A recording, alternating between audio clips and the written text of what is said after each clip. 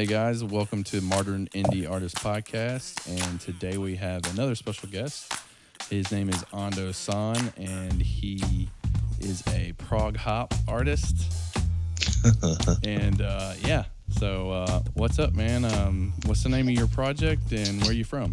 Yeah, so my artist name, nickname, and all that good stuff is Ando San. I'm from Los Angeles, California. Born and raised. I've only been out of state like maybe like two or three times in my life. So that's all I know is LA. It's cool, but at the Yeah. same time, that's great. Where did you go outside of LA? So went to Chicago and then I went to Seattle. So I've been out of state four times. So three times in Chicago and then one time in Seattle for a gig that I did last year in October. You haven't got out much at all. Not really. No. I'm 26 years old. Okay. My family was really poor and we never had cars, so we never got to travel that much. I never That's really the reason traveled why. much until I started touring. Yeah, so that's the thing. Like, yeah, I started getting out, Yeah. moving to different places and whatnot. So I'm excited for that. This year, I don't think I'm going to be doing that much traveling. I guess a little bit of traveling, but I don't want to go too far this year. So I looked in. I listened to your band. I really like it, Thank you. and it's crazy. I didn't even know that you guys did the Pug Metal video. Sure, you always get talked asked that, but that's crazy, man. It started like in 2000. I think it was like 2017 or 18. I was just sitting around watching Netflix, and there was a documentary about like people making money like playing video games, and I was sitting there just thinking, like my brain was just going. And I was like, man, what if we could just sit around and make money doing something we love to do? And then the thought just hit my head. I was like, well, I love my dogs and I love music.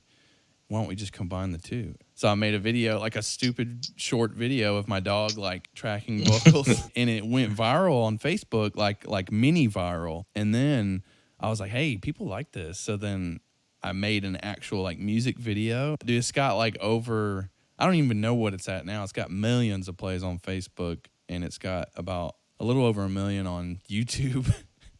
That's great, man. Those are really cute dogs too. Whose dogs were they? Mine. The one of them yours? Yeah. All of them? One of them is right here. The star. Oh.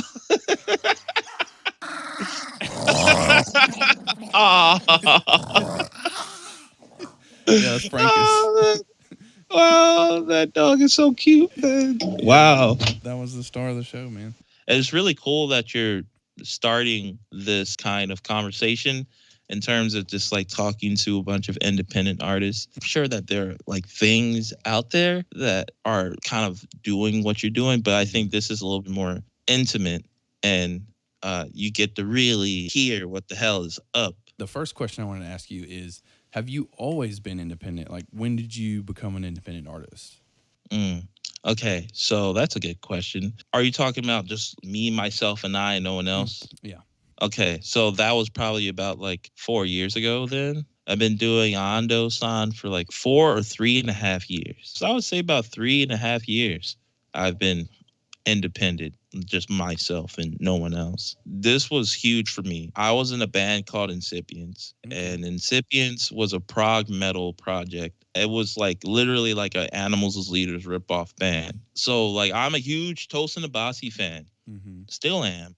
I love that guy. He's the reason why I play guitar, literally. Like Okay. I remember when I first saw him play, I was like, I want to play guitar now. So he's like my guitar hero, you could say. So what happened was it's like I started hanging around a lot of really awesome guitar players, and at that time, I just wanted to play like Tosin. So I started hanging out around guys like Hedros Ramos, Al Joseph, all these really like these are like super sick guitar players that are in the industry and they know what the hell is going on, and they were very honest with me.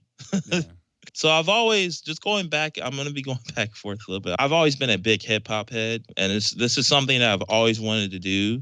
It's just that I never really had the courage. I was just blinded by just like I just want to do prog metal and that's it. So this, I guess, you would say that the Ando San thing is a passion project and it's something that I've dreamt of doing. But anyways, going back to that, like we would hang out a lot, and they would legit make fun of me I wanted to play like Tosin. They're like, dude, all you just sound like Tosin the Bossy. Like they didn't give me respect. Yeah. Like they respected my skill level, but my artistry they did not respect it. So, but the thing is, what I got from it was it's more or less just like, don't you want to have your own voice? Don't you want to be you? You're trying to be someone else, and that's lame. Like he's Tosin. You're you. What are you gonna do? You know. I remember one day I already hated being in the band because like I was tired of people telling me that I'm just a Tosin Abasi clone because I'm black and I played eight string. I got really tired of it. You know, I was already like not liking it. I wasn't really big with the whole prog metal community. I didn't really like associate myself with that. Mhm. I've always been kind of like a loner type dude, I guess. That's just how it is. Like I've always like I would say I'm very talkative and I can go out and communicate with people. I just like to stay home. I But so relate to that. Like I feel like we're the same in that regard for real. yeah, and the thing is, I was in bands with people that didn't really take it seriously, and that all stems from just like my background, whatnot, and how I was raised, and like my education background and whatnot. Like it all stems from that. And I'll continue telling the story. It's just everything that I'm saying right now is pretty relative to how I came to be right now. I remember we were at a bar, and Al Joseph. I love the guy, still love him. I appreciate him doing this to me. Mhm. He basically like he was clowning me, but it really came from the heart. You know, like he was just saying just the same thing about the Toast Nabasi clone and that like, bro, like you're not gonna get anywhere with that. Just like really getting under my skin. I guess it made me realize that like, dang, like I want to make a career out of this. And these guys are telling me, these dudes, you know, full time professional guitar players, they tour, they do all this crazy stuff. They have a lot of experience. And they're telling me right now that if I don't change and be original, that I'm not going to really have that easy of a time in the industry. So basically, I I ran outside and I found some steps and I cried because it literally shook the entire ground that I was standing on in my mind Yeah. because like I was just always like if I just play like him then everyone would think I'm cool Yeah. and blah blah blah and all this stuff and it made me realize like dang I got to really find my sound after that day, like that's when I started like, all right, I want to try this. Like this is something I've always wanted to do, the Ando San stuff. So around the time when I was working on my first EP, Vitality, my buddy Nick Morzoff, have you heard the new Animals as Leaders singles? Mhm. He mixed those. Oh, okay. So yeah, he works with Animals as Leaders now. Nice. And the studio that I recorded at is where they're recording their new album right now. Mhm. And I used to see Javier Reyes and um Tosin sometimes, but mainly Javier Reyes a lot there. So like there was a day where I wasn't at the studio. And like I said, around this time I was working on Vitality and I sent Nick a single. Like I sent him, I was like, dude, check out this song. Let me know what you think. And around that time, we just finished recording our EP with Incipients. He showed Javier Reyes, my rip-off Animals Leaders band. And he was like, dude, this just sounds like us. Like, we already did it. He was like, he said, it's very cool that they were able to accomplish our sound at that young of an age. But at the same time, it's like, it's already been done.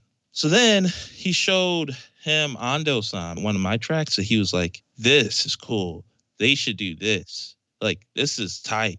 When Nick told me that, I was like, yeah, I know I got something Yeah. because the only reason why that was such a big definitive moment for me in my life was because this guy, Javier Reyes, has so much accolades and Mhm. he's in one of the biggest prog metal bands in the industry right now. And he has so much experience. He, like he said, like, this is new, this is cool, like they should do this. That was kind of like an indication that I should do that then. Like it already makes me happier because like I'm doing whatever the fuck I want in my mind. I'm just boom putting it on the DAW. So I was just like, dang, okay, I'm gonna try to do this Ando San stuff, and I quit the band. Like I was speculating what he said for like a long time, and I remember there was just a night where I was sleeping, and then I woke up and I was like, I'm quitting, and I told Jordan, I sent him a text, I was like, I'm done. I'm doing Ando San full time. Whenever you got someone backing you like that, you know, Animals leaders, guitarist. All right, so he wasn't necessarily backing. Yeah, his word, you know, you heard back from him, Yeah, like your friend, and said, "Hey, I showed it to the Animals leaders guitarist," and I'm sure that boosted your confidence. You know. yeah, dude, that really boosted my confidence, and I'm still surprised that I've made it this far. I'm so fucking shocked. I get shocked like it hits me. It's even hitting me now. Like, and of course, like I'll still maintain like my sanity and won't be like, Mm-hmm. oh my god, you know, like I'm not gonna do that. But it's just eye opening to see how far I've come from 4 years ago to now. I feel like it's good for me to look back and kind of just be like, dang, like I've come a long way. And it's crazy that I'm where I'm at now. You've been doing this what 4 years independent so far? Yes. Like I know this is just numbers, but you got 5,000 likes on Facebook. It's pretty good. My band's been around and doing things. It's a slow grind for me as well, man. So you doing it for 4 years and then going from 0 to 5,000 people following you, that's pretty awesome. Thanks, man. When it comes to the Facebook stuff, like the one video that kind of helped me was delete this. I think that's what helped me uh, acquire a lot more likes on the Facebook page. And that video is the video that went like semi, I guess, mini viral. That was the one where I was holding a waifu pillow. It's a super memey music video, and people really like that song, but the music video is just fucking stupid. That's what's crazy about this generation of kids. Like they're almost backwards. Like they love the stuff we got made fun of for liking when I was a kid. Like if you liked anime and like nerdy stuff when I was growing up, you got made fun of hardcore. Mhm. But now the new generation, like they're built on that, man. Like they grew up playing Yu-Gi-Oh and no one hates on that anymore. So everyone loves anime. They're going backwards almost. It's like everything is the 90s now. The style. Everyone's pulling their pants up to their nipples now and they're like, I don't know. It's almost like we're going backwards. It's pretty cool, man. I'm glad that everyone likes anime. Anime is sick. Anime is cool. I'm a huge weeb, so Oh, okay. I fucking love anime. I guess, yeah, that was like I said, that was like the first time people started really noticing me, whatnot. But around that time, I was still rocking with Ormsby. Ormsby's been there from the start, dude. Crazy to think about because I remember when I first got my first guitar from them. It doesn't seem that long ago. Time went by so fast. And yeah, dude, Ormsby, they helped me so much. Like Perry and then everyone, like the AR, the artist relations there, like they really believed in me. Man. So around that time, let me go back a little bit. I won this Legator riff contest from Legator Guitars like a while back. Around that time, I was playing Legator. So a lot of crappy stuff started happening with Legator regarding like the QC. So they've been having a lot of quality control issues. And there was a guy named Marshall. Boy, shouts out to Marshall because if it wasn't for Marshall, I would not be endorsed by Ormsby Guitars. Basically, Marshall hooked me up with the artist relations because Marshall posted something on Facebook saying like, I got this Legator guitar, bought this garbage. Like I guess the people at Legator wasn't being that great in terms of artist relations and whatnot. So he was like, I messaged him because I was shocked, dude, because I knew everyone that worked at the factory because the factory was out here, well, essentially where they did QC, and I used to go there all the time, and I knew everyone there was super cool. They didn't really have that many people working there, so it was probably pretty hard for them to catch all the guitars at problems. But anyways, I hit him up, and then he would start telling me, I was like, dude, that freaking sucks, man. A lot of was happening around that time where they're having a ton of quality control issues, and it was just a lot of questionable things the company was doing. And he was like, dude, you should like get with Ormsby. And around that time, I was just like, dude, like what? Like the only reason why I got this endorsement is because I won like the competition that they were hosting. Like no one knows who the I am. Like I knew I didn't have like the credentials to get endorsed by Hornsby Guitars. So, but he was like, dude, you should do it. You're sick. Pretty much what happened was he made a group chat and I was talking to the artist relations for about like 2 or 3 months and they offered me an endorsement. I was really surprised. I talked about this on on the last episode, but it's like sometimes people say, "Oh, it's all about who you know," and sometimes it is like that, but then sometimes it's not. But I'm finding out more often than not, it is about who you know, but it's not because, oh, it's just because I know this person. No, you have a connection. Like you have a friend. They just help you. Yeah, you know what's crazy about that though? I had no idea who Marshall was. He was just a random like person that posted something on Facebook, and I was just like, "Yo, what happened?" Like I had no idea who he was. So I was even more shocked. Like This I was had literally just some random guy, and he just decided to kind of hook you up with a group chat. Yeah, at that time he was super random. Now he's a friend of mine. So like after I got with Ornsby, they shared my stuff a lot, and that really helped me. And also like having that reputable guitar company under my name really helped me because like a lot of people know, like a lot of the guitar community knows who Ornsby is, I guess. Dude, Orm's So, been around a long time. A lot of the older guitar companies are starting to kind of modernize now. Like back in the day, there was Carvin, right? And now mm, it's Kiesel because the son took over the business. I loved Carvin guitars. Like that was the guitar company I wanted to be endorsed by. I have a Carvin, but I wasn't endorsed by them. As time went on, they rebranded to Kiesel guitars, and dude, I've been staying on top of like emailing them and trying to get endorsement with them. It's extremely hard, but but now I have an endorsement with Jericho guitars. Jericho's sick. They are amazing, dude. There's one guy who builds all the guitars, and his attention to detail is immaculate. Like I'm not just saying that because I'm endorsed by them, but the dude makes quality guitars. Nah, yeah, I've I played love them. those. I Yeah, played Jericho's. nice. They're Which one did sick, you man. play? I was at like Nam. I honestly forgot, but it was sick. Like it wasn't. It was an awesome guitar, and also congrats, man. That's amazing. Thank you, man. I'm stoked about it, dude. And so eventually, I want to hopefully design a guitar with them, so then do like a custom kind of thing eventually. Hell yeah. But I've been with them for probably about four years now, maybe.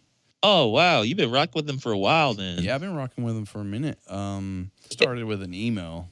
Like Okay, I with the reached email. out to him. We started as kind of like a hey, you create this much content, and then we'll talk in 6 months. So I started creating content, promoting the brand, and then I email again, and then we talk, assess the content and all that. And he's like, okay, let's do a discount. And then it was actually a slow grind because I had to buy a guitar before I could actually be like fully endorsed. And then once I started like creating more content and he was seeing that I was like, helping out or whatever, he's just started sending me guitars. So That's now, good. we're at a good point now. That's great.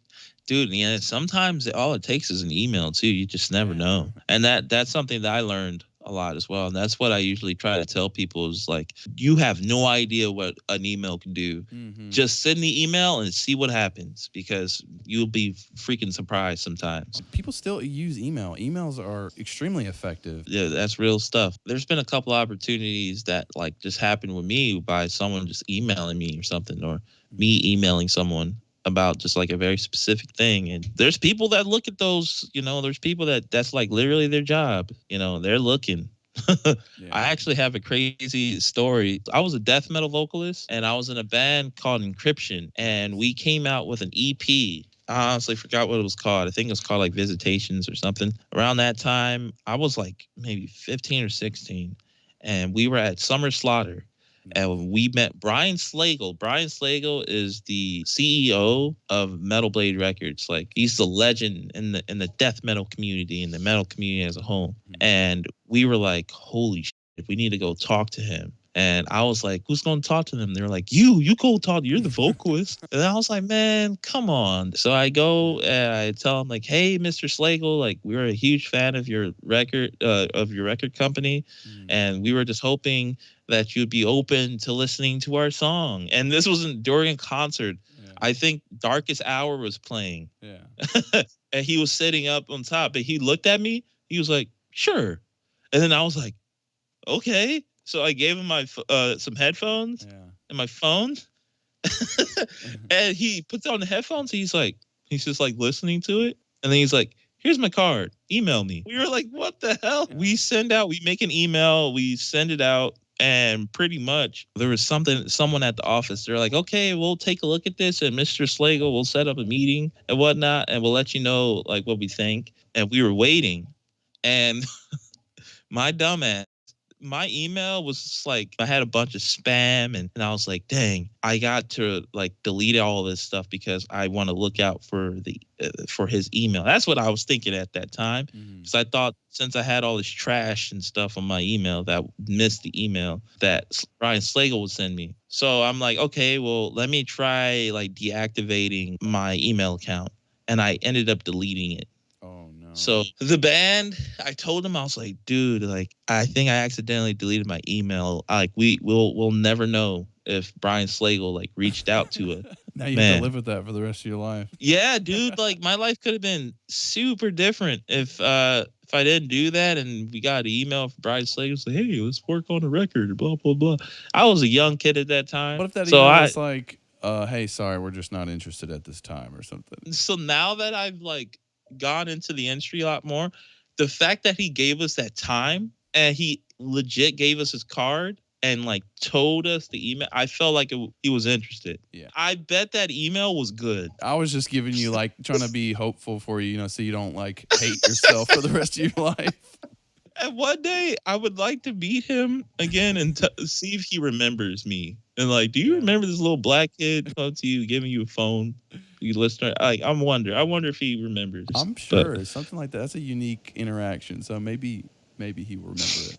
yeah, but that's all relative to just kind of like an email. It's just never know, man. So if you're watching this and you're hesitant, just do it. For sure. That's some good advice. Go for it. Just send out an email if you're worried that they're not going to respond. They probably won't, but it's not going to hurt to try. You never know. There might be an off chance where they're checking emails and they do respond. But yeah, dude, I wanted to talk about your music because I found you a while ago on Facebook. I don't know how, but I think I saw like somehow you just crossed my feed and maybe it was, are you part of the Gent group at all? Yeah. Okay, it might have been through the Gent group, but I think I saw like your video and your guitar. I remember seeing the blue and pink, and I was like, dude, that's a beautiful guitar. And you were thumping, you were doing something thumping, but you're like really good. And I almost thought it was like fake because it sounded so good, and I was just like, dang, no way he's playing that. But but you were. And so, that's whenever I started following your music. Just recently, you put out Sometimes It Be Like That. Yeah, that was the last album that I put out, which was like literally last year. Yeah. Dude, there's so many good songs on that album. But one of the singles, I bought one of them from you the other day, actually. It was Vision. That has the catchiest, I don't know if you would call it the chorus. It's the part where you're like, I'm going to take it down, yeah, I'm going to be a man, or something like that. I'm going to take it down, yeah. Yeah, I'm gonna take it down. Yeah, I'm gonna be a man. Yeah, Dude, make you understand. Yeah. That's so catchy, man. That's so good.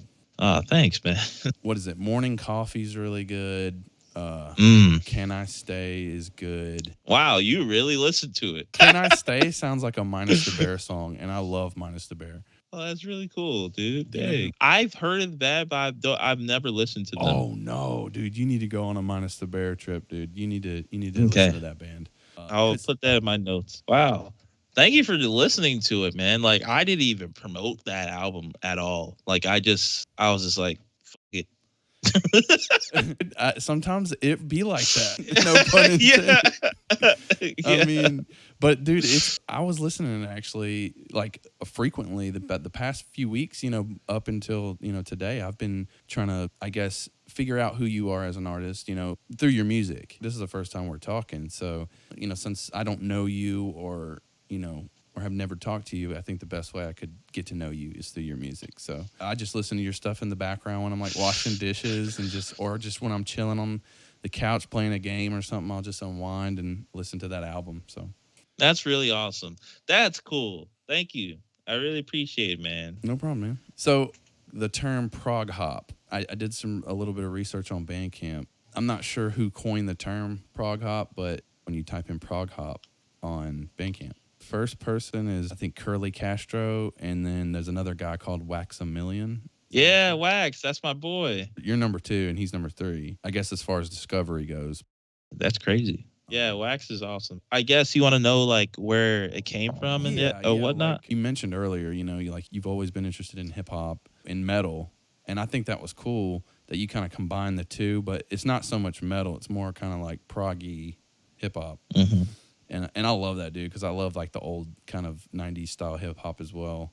you pull it off like flawlessly, dude. And Production of it, your production is top notch, and the fact that you do all of it yourself is even dude, more I really impressive. appreciate you, taking your time and kind of listening. Like, yeah, it took a lot of work and time to get to that point, and I have some people to thank for that though, like Chris Lucas, this guy named Michael Markey, um, my cousin. That was like one of the most important things that my cousin Matthew used to tell me because he was a beat maker. He would say, like, you listen to a beat, you got to listen to every single detail in the beat because it's there for a reason. And that's true for most hip hop. Like when most like beat makers and producers or whatnot, they intentionally add these things in the beat and sometimes unintentionally because that happens a lot of times where you record something, Hmm. there's like it might be a little something like you rub your arm on something and it might just sound really cool with your vocal take and stuff like that. It's like that was like ingrained in me because he used to tell me that all the time. But nah, dude, yeah, those little mistakes could really make your track super cool. It happens to me all the time where I like, oh, listen to something. I'm like, what was that? I was like, it sounds cool though. Sometimes you that know? you can only get that just from that one take, and it may be something that you do with your voice or an instrument too, and you're like, Mm. I'm not ever going to be able to recreate that, so I'm going to Yes, keep that that is take. so true. Yeah. But so when it comes to the prog hop stuff, I remember I think I was sitting with my girlfriend. I was like, you know what? I'm gonna call my shit prog hop now. So then I looked on Facebook. I was like, has anyone ever posted anything about prog hop? And I just like clicked prog hop, Hmm. and nothing came up. And I was like, what the? So I looked into it because I searched it on Google as well. I don't know if you know a rapper named Danny Brown. Danny Brown is tight, yo. He was talking about like a Twitter conversation, and he was talking about prog hop. He was like, yeah, that sound like prog hop or something like that. I could literally search Danny Brown prog hop and it'll come out or something. Yeah. This is a new genre. Can you please name it? And then, yeah, Danny Brown called his genre of music progressive hip hop, aka prog hop. It's right here. That's crazy. That was in 2016. So people have been using that phrase, but I don't think anyone's like really carried it.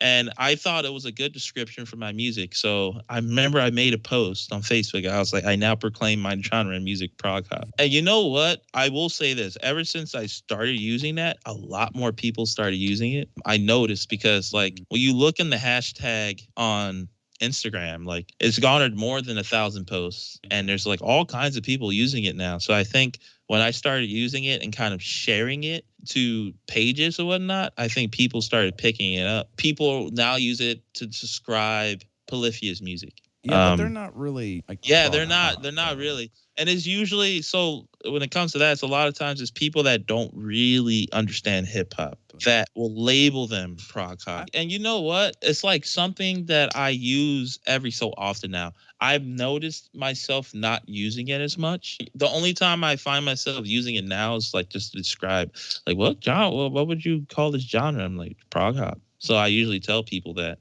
And at the time I was really pushing it. But now I guess we can even go into the reason why I got to look inside myself real quick and understand why I don't really use it that much. Yeah. I think I don't use it that much because I don't think people understand it, like the true Make meaning. them understand it, dude. I don't feel like doing that. Oh, I okay. don't like so that means I would have to go into the essence of hip hop and the essence of prog because hip hop in itself is incredibly progressive. Oh, yeah. It's progressive in the sense that it uses so many different elements from different genres of music. Mhm. They have to sample music from Spanish style guitar. They have to sample music from jazz. They sample music from rock, Yeah. country, everything. There's literally no limits to the sampling. Yeah. So hip hop in a sense is progressive. That's the reason why I like it just makes sense. Like progress this is me explaining it right now. So like progressive metal and hip hop are very relative in a sense because it's no holds bars. Like there's nothing containing it. It's just open to expression. Yes. I'm realizing that I haven't really even explained like why the understanding of it and like Mhm. trying to make people understand it. So I guess I'm just lazy. I mean, I wasn't gonna say that, but I mean, I get it though, because you're gonna have to put in a lot of work if you want people to understand it. What I actually meant by that was like when I said make them understand it, is basically you become that. Like you become the voice of it, you know? Like not necessarily you explaining it in detail to people, but more so just like step into that light and be that for the genre, you know? Like the whole gent thing, that came from literally the sound a guitar makes. Jin, jin, jin, jin, you know, and now people call it a genre. You know, the people who stepped into that was Periphery.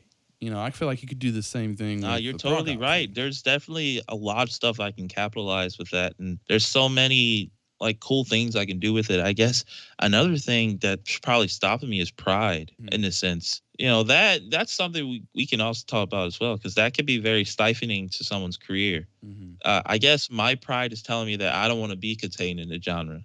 Yeah. You know, I don't want to be just this, because people love genres. Yeah. People love labeling stuff, Of which is course. totally fine. Mhm. That's the way that we identify things. But it's like my pride is like, nah, I don't want to be that. Like, you know, Yeah. I don't want to just be prog hop. As an artist, man, that's definitely a big struggle. You know, containment. You never know where your inspiration is going to go. Like, you might want to Yeah. actually create a more like heavy song one day, and then you'll go with that, and people are going to be like, "Wait, I thought you were prog hop," you know, and that's when you got to be like, you know, like Yeah. I'm just So creating it's like, music. yeah, so it's weird because I'm in trying to just do the fine line with it. You know, I'm now like I'm making more like hip hop focused tracks, but it can still be identified as prog hop if you Hmm. really think Oh, for about it. sure. Another thing is just like I know people will recognize that I kind of like, I guess this is me hoping that people recognize that I did kind of make it more popular, Hmm. and it's more in the sphere of guitar now because of me. I Hmm. could say that. I've never said that before because I've just like people will know. Yeah. But now I'm saying it. Oh, I, And I I believe think it, man. I think because I mean I've never heard of prog hop until I saw your videos and you were thumping, you know. And to be honest with you, man, when I first saw you thumping, I didn't think Tosin. I didn't automatically go, "Oh, this is a Tosin ripoff." that's why I started, you know, rapping and doing all this shit, because I've always wanted to do it. This it all goes back to the beginning. Like Yeah. I've always wanted to do something, so might as well should just do it, you know. And I've always like done it in the background. I've just never told anyone. I was always a poet. Like Hmm. I consider myself a poet, I guess. I've been doing poetry since like middle school, if I Hmm. go back all the way, but I just never really told anyone. That's one art form that I wanted to put into my music. So that's why I started like rapping on my shit as well. The way that I've been doing my business stuff, like I've always been just kind of like organic. I Hmm. want to try to take as much time as I want, because I've seen how people just like obtain the numbers very quick and then it just kind of falls. I want to build my brand and like everything like slowly, because if I do that, then I'll retain like a stronger fan base or whatnot. So Hmm. that's something that I've always preached on my platforms. It's like I'm in for the long haul. Like I'm gonna take my sweet ass time on this. I don't care how long it takes. Like Yeah. I'm gonna take my time because it'll pay off for me in the future. Like when I have to play a show, people will actually come out. If I release something, people will buy the music. Patience has always been like a big thing for me, and it's something that I really had to like practice, Hmm. specifically with like the Ando San stuff. And that's something that I try to tell people is like, dude, it does not happen overnight. Like it takes Yeah. time. It's gonna go faster because of social media, like, Oh yeah. and the amount of people that you reach. So I feel like the time difference from back in the day to now is like super Oh different. yeah, for sure, dude. The internet is it's like technology has evolved so much. I'm a little bit older, like I'm 34 years old. I've been involved in the music industry for a while, and back then, dude, like all the stuff that exists today, like it was so much harder back then. There was YouTube, but it was like it wasn't what it is today. There was no Spotify and all this other stuff. Like it was so much harder. That's why I'm excited about the future of independent music, and that's why I'm doing this. Is because it's so much easier for people to make a living doing this. It's just we got to kind of navigate and figure out how, because it's like the Spotify stuff. That's one thing Mm. that's definitely got to change in the future. Pay per streams, and I know you made a video about that. And honestly, it's garbage right now, but I do believe it will evolve. We'll get better payouts if I think if we make a little bit of noise about it. I don't know exactly how. I don't know either. I made that video because I was like I want to see a financial change with me. Basically, I was like I should be making more money with my music. It don't make no sense. And it's tough because we're in such a saturated market and there's so many artists stuff. And that's the one thing that I want to make apparent with my listeners as well. So it's like, you're not giving me a handout when you buy my music. Like you're legit supporting me to keep making music for you or just to keep putting it out. And that's another thing. I'm sorry if I'm like going Oh into a lot of no, dude! stuff. This is why I do this, to talk about this Okay. stuff. If you fuck with my music and you want me to keep doing it, then just buy it $1 Yeah. or stream it somewhere. Tell your homies about me. Anything like that. That helps. Even just talking to me helps because like a lot of the things that you were telling me I already knew, but those are things I need to hear every day from someone because it's like you gotta train your mind to hear that all the time because for me at least there's something I always try to check my ego when it comes to this stuff because like I hate saying that I know what the I'm talking about when I don't know what I'm talking about. If there's something that I know that I need to keep repeating throughout the day, I would like for someone to keep reminding me of that important thing because that important thing could change your life. I think we're both in the same headspace there, man. Like I think we're at the same level in our maybe even our careers, you know. That's maybe why we can relate on that. But I get what you're saying. You kind of just need to be reminded by like-minded people. Yeah, and I need that all the time. That's like something that I always want to battle myself in terms of my ego and always checking it because it's so easy to become incredibly head about yourself and like think you're like the hot.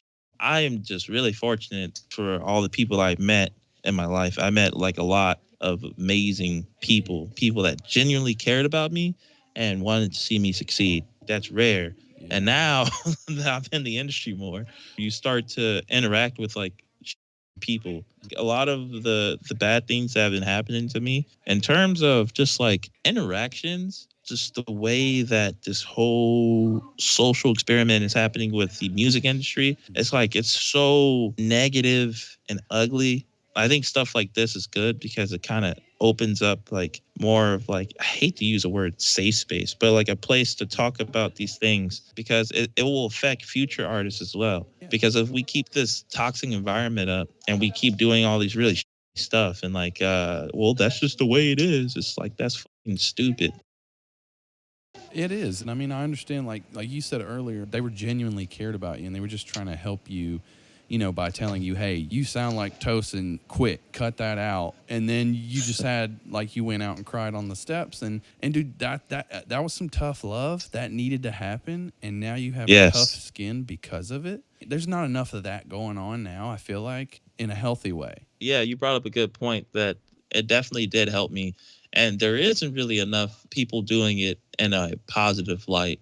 When you have these conversations with someone, like if you want to tell someone like, "Hey, you kind of suck, man," it's like I try to figure out ways of doing that. I had to do that a couple of times, and I always tell them my story. I think what helps is probably like trying to level with them. It's just like, "Hey, dude, I had this happen to me too. I had someone tell me that I sound like and it helped me, but doing it in a way that will actually benefit them in their growth. And also hearing it from someone that's in it is different from hearing it from someone that ain't doing shit. Exactly.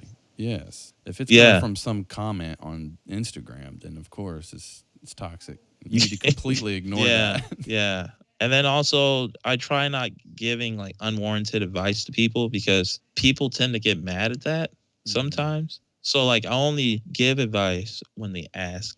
Well, a lot of people like specifically with my Patreon, what I do on there is we have music discussions like every other Saturday bi-weekly, and then we have production sessions. One of the perks to it is like, you send in your song and we talk about some of the things that you did like production wise, and I'll give you like my honest thoughts on it, and also we can work on like production chops and whatnot. Like I try making the environment where there's open critique. And that's actually something that I learned from my girlfriend because she's in art school. She's in CalArt. She's getting her master's right now. And one of the things that they do is they have critiques where they literally come in, they talk about their pieces of artwork, and the whole class critiques them. Because it's like it opens you up to like what other people's opinions, Yeah. and it trains you to not get triggered when someone doesn't agree with you or like your work. And you're getting it in person, face to face with someone, Yeah. not online. Yeah. Like I thought that was amazing. Mhm. Like we need more of that in music. I may steal your Patreon idea because I just launched a Dude, go Patreon. for it. So I started my Patreon, and then a lot of my friends was like, "Dude, can I do what you're doing?" I was like, "Yeah." It's cool because it's like we're different, so we're gonna have different ideas and whatnot. So the formation of it's gonna be completely different of how I do it.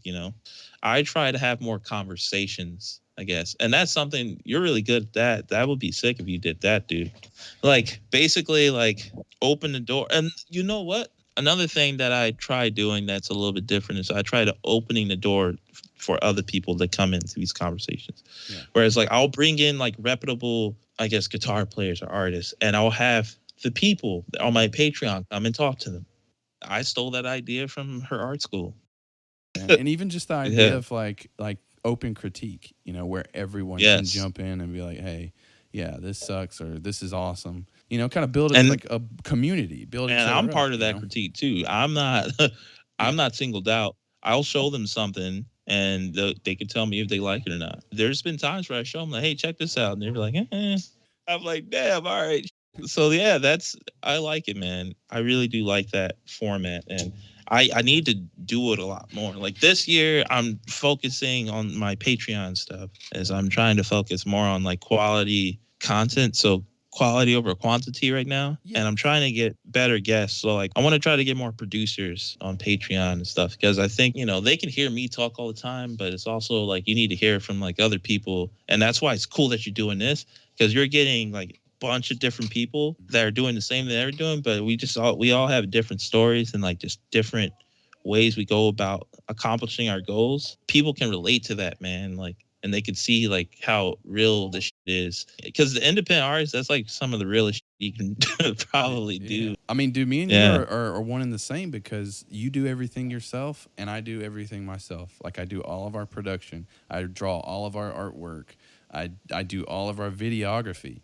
I do pretty much everything besides write lyrics. My wife, Hmm. she sings and writes the lyrics, but I literally do everything else.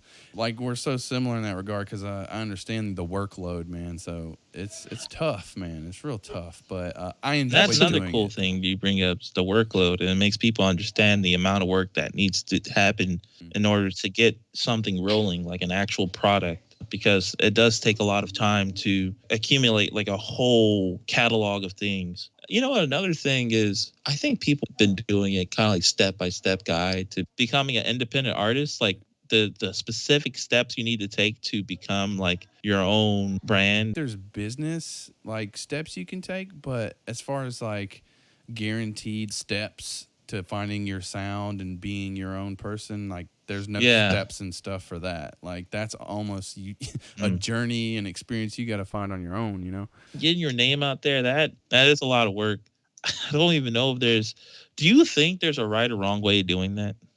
I don't think necessarily think there's a right and wrong way, but I definitely think that there's people that have things that work better than others. One thing I've been exploring, I used to be against this, because I thought it was like kind of like, oh, you pay for your exposure and you pay for fans, but no, this it's not like that. Like the internet's evolving, man, and one thing that I think that helps people like us independent is Facebook ads. I'm exploring that this year where each release doing not much, maybe like $10 to $30 on the day of release, run a conversion ad on Facebook to tell people to go to my Spotify, or I'll do one to tell people to go to my Bandcamp page.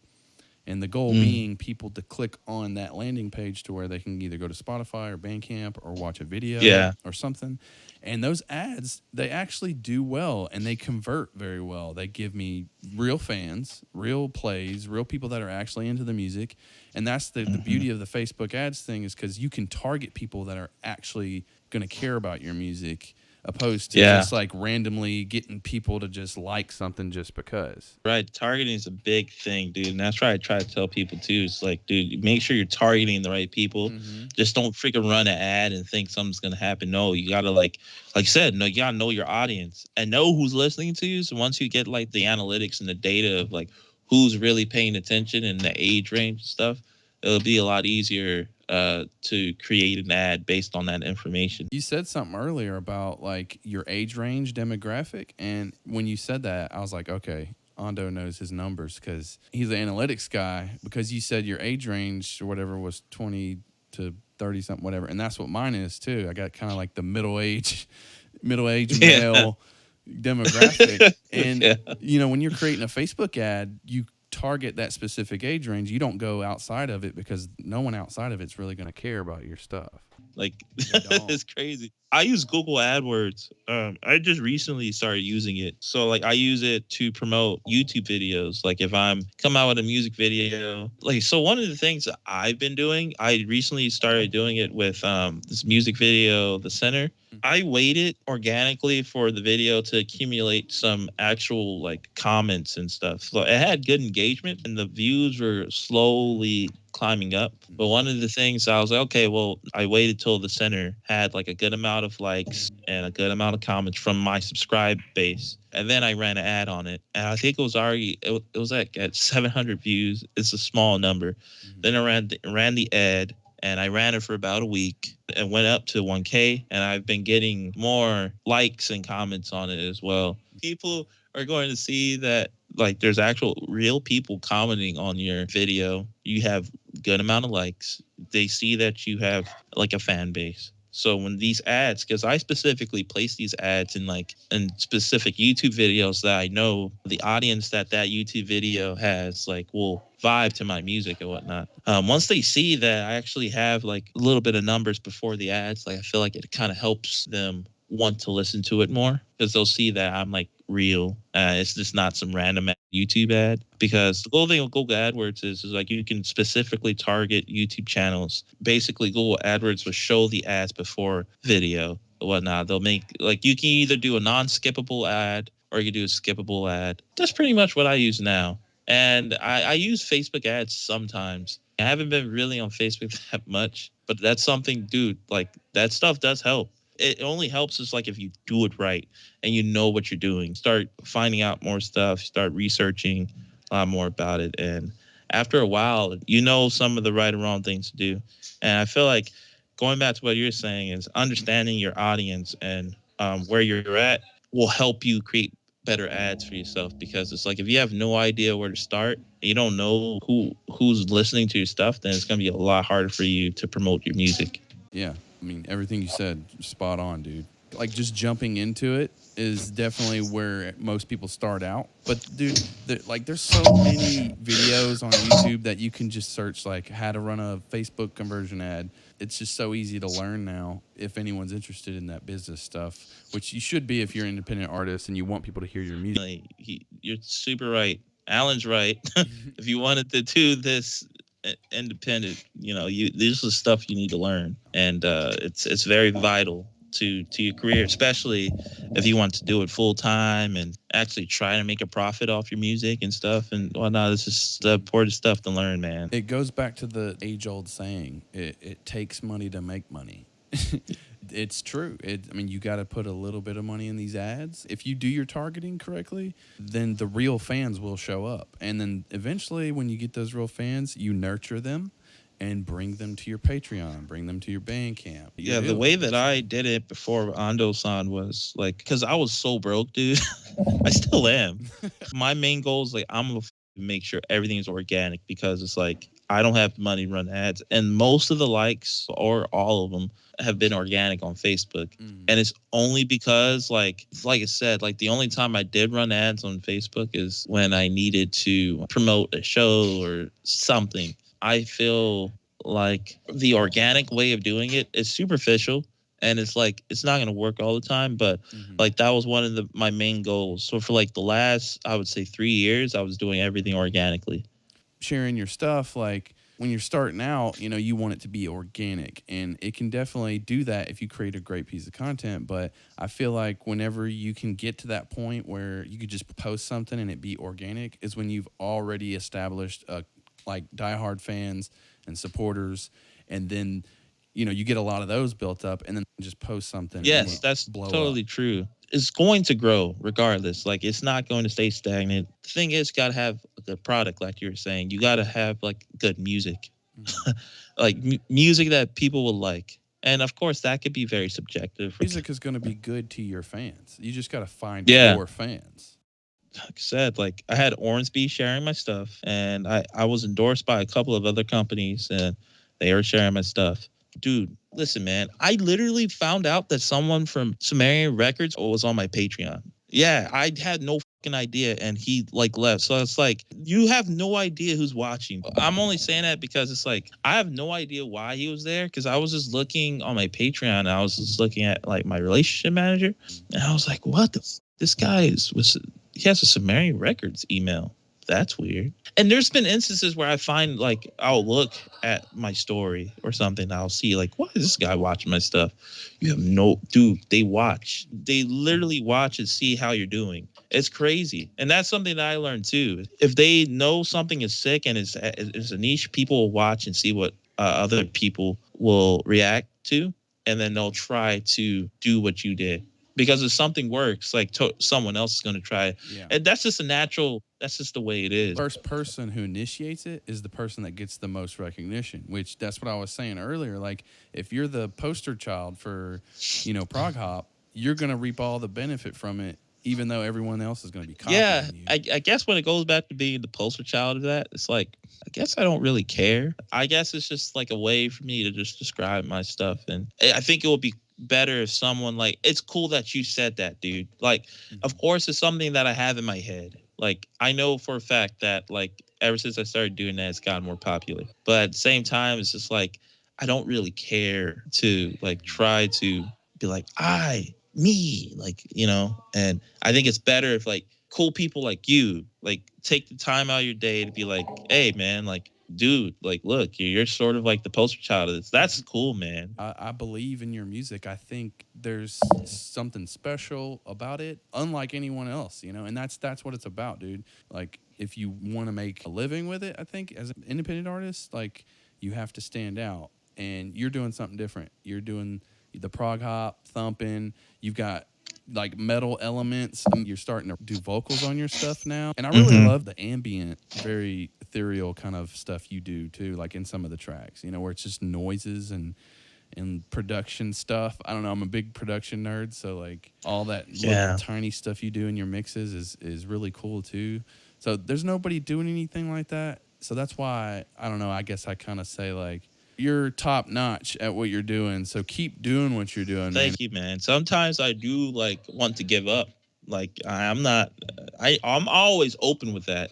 Like there are days where I'm like, dude, this is this don't Dude, make sense, I man. get the same thing though, dude. Like I don't know how many times I've actually like had a little epiphany with myself and said, dude, you actually suck at mixing. Like stop. Like if your mixes aren't good now after you've been doing it for what, 8 years, 10 years, like just quit, dude. And Mm, I've had that conversation with myself multiple times. And I've had conversations with myself where it's like, you're not making, this much money a month yeah, doing this after this long, blah, blah, blah, blah. You know, and that's just honestly, man, your head, like it's all in your head, dude. And to be honest with myself, like last year, dude, I barely released any music. I was not consistent. All the stuff that I'm trying to do this year, I did not implement last year. So that's why this year I'm taking a different approach. I'm gonna stay consistent. I'm doing this podcast. I'm trying to change it up. And then at the end of the year, then I can like maybe put together an analysis of is it worth it to stay consistent and all this, and which I'm sure it will be because so far it seems like it's things are growing. The Patreon and all that stuff and Bandcamp and Spotify, dude. We went up like our last single was like the best performing single we've had, and in like 3 weeks it did like 30,000 plays, man. organic Yeah, too. that's good, man. Congrats. Thank you. I'm learning a lot, man, doing what I'm doing. So I understand the struggle. I really do. So don't give up. Don't give up. Thank you, dude. Thank you. Thank you. You too. I feel like we all need that. We all need to freaking hear that. Embarrassing sometimes when you look at how much you've earned from all the work you've put in, and you're like, how do people do this? Like, how do people make Yeah. a living? How do people actually like still stay like passionate about this? And Yeah. another reason why I'm doing this, dude, is because I want to see a change. I want to see a change in the independent realm. Another thing is like having a team and stuff. I don't have a team, but a lot of times, like what I've been noticing with a lot of my independent artist friends. It's like they have like an entire team. If you can find that, if you have like a team of people that do believe in you and they want to help you kind of do your stuff, then that's a blessing. Because I don't have anyone. We just added a member to our group. Like, well, it was just me and my wife for a while, so reaping the benefits. But we just got a new drummer, so now he's a part of the pool of earnings. We still make a decent amount for ourselves in just, passive income, but it's not enough to live comfortably on yet. I'm like you, man. I want a modest living. I don't want to like have fancy cars or nothing like that. I just want to pay my bills and not have to worry about money.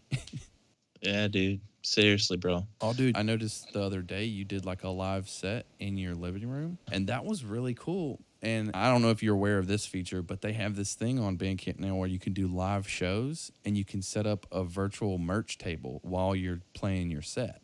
Oh yeah, I heard about So that. that would have been perfect for you to have had that living room concert on Bandcamp. Yeah, dude, that was honestly such short notice. I just got told that day that like the show I was gonna play got canceled. So I was like, I have a day to record something. So I told my girlfriend, I was like, hey, we're gonna record a live video in the living room. She was like, okay. Yeah, so she was on her phone the whole time, just like vibing out to it. So that was cool. Yeah, exactly. So it was just like I didn't have time like to do anything. So I just edited it and then I posted it the next day. So it was super last minute. I don't even know how I finished that. I finished everything in a day with the editing and the stuff and mixing. Like, yeah, it turned out really good, man. I thought I just wanted to bring that up because I didn't know if you were aware of that bank. Dude, that's cool. Now I'm definitely gonna look into that though. That's so sick that Bandcamp's doing that. And I wanted to also talk about the Bandcamp thing because you said, I think it was that video about the pay-per streams where you mentioned that you want to focus on Bandcamp. Yeah, directing people there because like I want to try to monetize my music more, and I think that's okay for me to do that. And that's what I've been trying to tell people is like it's okay to try to make money off your shit, man. Let it be $1. All right, that's why I tell people, dude, those dollars add up. That dollar is way more than 100 streams on Spotify. What do you think the future of independent music is going to look like? Streaming and just being able to make a living. So when you ask that question, my mind goes to the amount of artists and bands that are out there right now. I think before I say anything is I want to make clear that a lot of people probably won't make it in terms of doing it as their career. It's the amount of people that are doing it and the success rate, it's impossible. So that's one thing I'd say. That's a very pessimistic way of thinking it, but I think that's the reality of it. For me, it's just like buying food with your music. Living. Like it's not necessarily the money, it's literally living. Like I felt like I made it. I feel like I've kind of succeeded in a lot of things I've always wanted to do when I was a kid. So I would say that I made it. I guess it's up to you, but I guess like the way that I would constitute that is just eating and paying your living space with your art. That's not going to happen with a lot of people. What I see is I feel like labels are going to die more. Oh, for sure. For sure. Also, more people are going to have like understanding of the legal stuff in terms of music because a lot more people are already kind of opening their eyes about having all the rights and stuff. So there's going to be a lot more knowledge, especially the newer generation. And it's like our job too is to tell that to them like, dude, own your shit. Like, don't keep feeding this cog. Don't keep the cog rolling. Like, stop it. Like, don't let these people control all your stuff. I guess I see that in the future, that labels are going to die and independent artists are going to have a lot more knowledge in the legal and business sense of their music. I guess I'm sorry. That's such a pessimistic answer, but it's just that's what I see. You're right about the majority of people that are going to try to make a living at this definitely will not because it takes a certain type of person and dedication to do this full time. Yeah, you know what? I just had a thought. Like they'll definitely have a better chance of making it though once they because the knowledge, the amount of knowledge that's going to be acquired over these next couple of years is going to help independent artists soar because there's so much talent out there, but they just don't know what to do. And I'm hoping some of those legal things change. Like I feel like music law and all that stuff's going to change a lot too. People are really fighting for their rights, so we are definitely going to see a big difference in streaming as well. I think that the bubble's almost bursting. Like people are getting really sick of I it. think we're like in the thick of the era of like figuring this all out. It's new too, dude. Like like you're right. We're still figuring out. It's all new. It's just moving really fast. Yeah. By the time we figure out one thing, then we got a new problem. You know, it's crazy though. It's probably going to be easier to do this in the next couple of years. It's already like that. Like we have it a lot easier than the people back in the day because we have a better time at reaching people. People had to depend on labels to reach out to people like DistroKid to distribute their music. Now you can just hit up a distributor and do it yourself. Yeah, that's wild, dude. Like, because when I was a kid, Yeah. I was like, I thought being in a band and being like seeing my own CD in a store was like impossible. Like, I was like, how do you even go about doing this? And now it's like you can get on the internet, make an account, bam, and upload your song. But like I do think things are going to be easier for future artists, and I hope so. I hope they don't have to deal with not knowing how they're going to eat and stuff. I want them to not deal with that. It sucks. I definitely have a more positive, like optimistic That's outlook. good. That's good. Just because I have to, man. My brain, like the type of person I am, I can't let those negative thoughts roll over me, man, or I'll crumble. I totally get you, man, and that's good, dude. That's awesome. Yeah. Keep that, you know. But yeah, man. I was gonna try my best to keep it short, man. There's so much we could talk about. Maybe we'll have you on again sometime in the future, man, and see where we're both at again. For sure, dude. Yeah, no problem at all, dude. I enjoyed the conversation. It was good. It was nice having like a good dialogue with like another musician and artist about all this, and it's cool. Yeah, man. It was awesome to kind of get to know you a little bit. Do you have anything that you're about to release or that you're working on right now that you want to let people know about? Oh yeah, so I'm coming out with an EP on March 4th. It's honestly, you could say it's an album. It's 8 songs on it. Like who the hell puts 8 songs on an EP? Me, I guess, but there's an EP. It's called Bipolar and it's coming out on March 4th. It's not going to be released on Spotify, but will be released on iTunes, Tidal, and everything else. And Bandcamp. Yes, Bandcamp. Yes, for sure. I'm working on 3 other EPs. A lot of music's going to be put out this year. So anybody listening, go check out Ando San on Bandcamp. If you don't do Bandcamp, he's on Spotify as well. All right, man. Well, I hope you have a good night, man. Yes, you too, bro. I'm going to eat some food. Yeah, I got to feed my cat. All right, man. Peace. Yeah, I'ma be the man, yeah. Make you understand, yeah. Gonna make it rain, yeah. Giving all my peaches to the cream, not about the money. Broker than your mama and your cousin living by me. I'ma make it work in my mind.